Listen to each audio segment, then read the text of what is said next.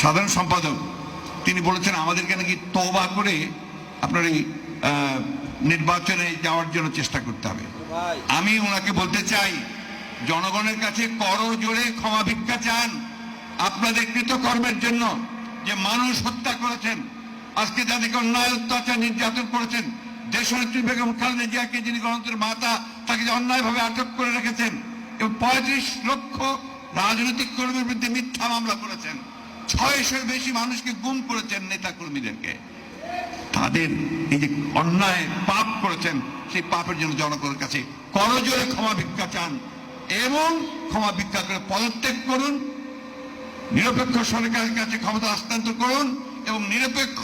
একটি নির্বাচন কমিশনের পরিচালনায় নির্বাচনের ব্যবস্থা করুন। অন্যথায় যে কথা আমাদের ইব্রাহিম ভাইরা বলেছেন, ফজলু ভাইরা বলেছেন, পালাবার পথ খুঁজে পাবেন না।